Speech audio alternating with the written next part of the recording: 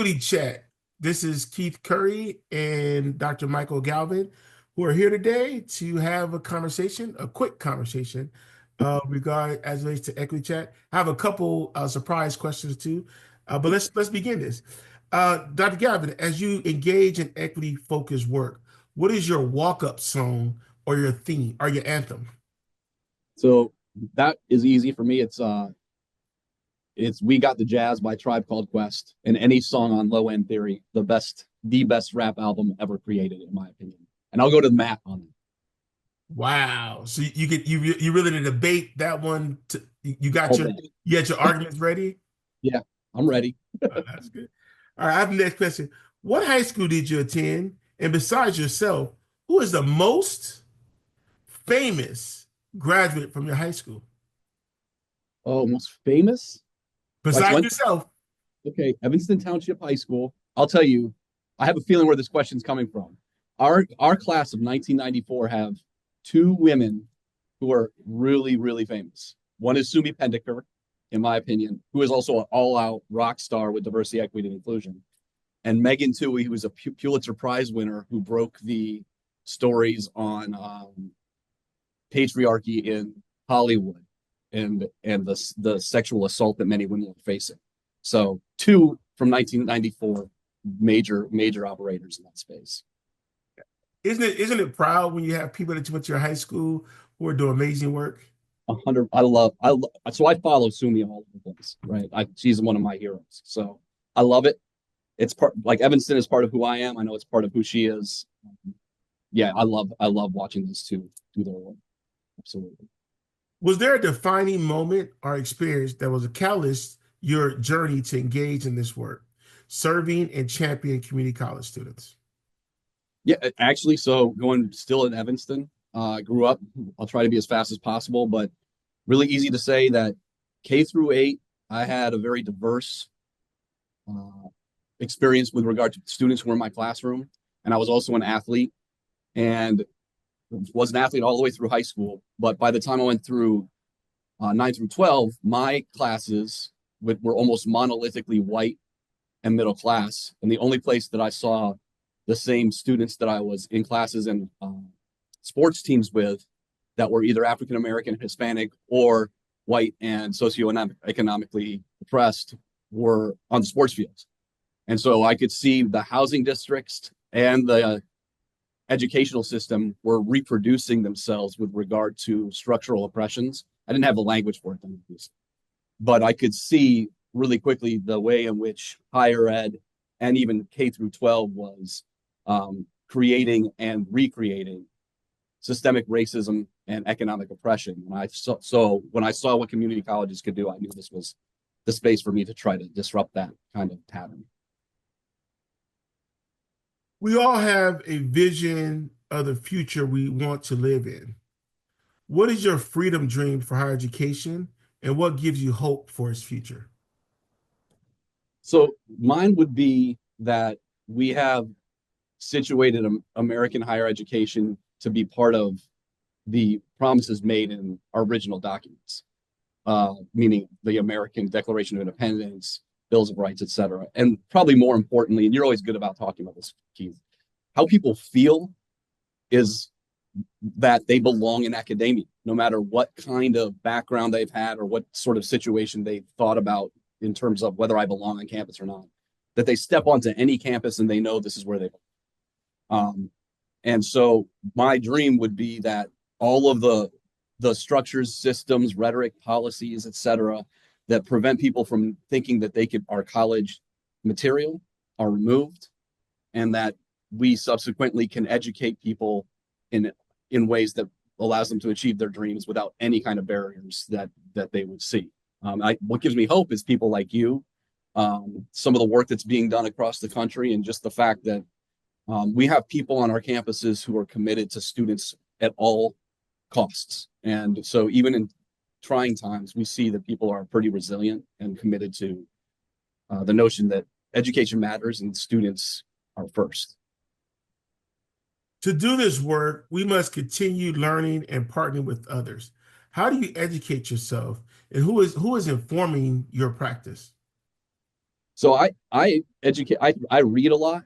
I do a ton of reading still in my academic background, which is American Studies, but I do a lot of listening. Whether especially with colleagues, you and I happen to be in a lot of similar spaces and really listen to what their experiences are from a leadership lens. And I mean that from almost like a rigorous approach to leadership, like not only a lot of people mistake management and leadership, like thinking through getting to the vision that you were asking about in the earlier question. What steps do you need to take to get to where you want to be? And then I think that the answers to that question are mainly focused around who you are as an authentic person, meaning what experiences do you have um, that that lead you to believe what you believe. And I've had to do a lot of reading on self work, right, to understand what my values are and make sure that they follow what my leadership practices are. So to wrap that up in a better bow, that I would recommend that people really do some self work to understand their values. I do that. I also try to listen as much as possible, and I still remain pretty committed to the racial lens I've taken to my academic point of view and try to sustain my scholarship. You know, one thing that you mentioned in your last response regards to the difference between management and leadership. Can you talk about that just a little bit? Yeah, I mean, I think that um, in my mind, and it could be wrong, but in my mind, leadership is one where the commitment to some sort of future state is articulated and known by in this case, a leader. But then you're also growing people, and creating systems and structures to achieve that vision. So it can be annoying to some of my people. Actually, I haven't experienced this at Delta, but I could see that my almost monolithic approach, monomaniacal approach, I should say, to an equitable structure means that every day I wake up thinking about how am I spending my time? Is it aligned with my strategic plan that is aligned with the vision of higher ed that I wanted to meet, and also saying no to a lot of things. So I do think that's different than here's a rule and let's make sure everyone follows it. So I think also it has a lot to do with, especially in positions like yours and mine, that we have a voice by the nature of the position that we hold, and using it in a way that is inspiring the people to move towards a better society. So off the cuff answer, that's my best one for you. I appreciate it. I think our listeners will appreciate that as well. The road to racial equity is long. How are you sustaining yourself? What practice would you recommend to other equity Avengers? Yeah, I think that's a really good question. For me, I know that if I don't work out, um, I'm a different person. And another way to put it is, for everyone else's benefit, I work out because it lets my stress go. I do a lot of meditation. And by a lot, I mean like 3 minutes a day, but it helps me stay mindful of like how I'm feeling in a moment and responding appropriately. Um, and then I think also on top of it, making sure that I'm spending a lot of my quality time with my family. So those are the three things that I need to do for myself.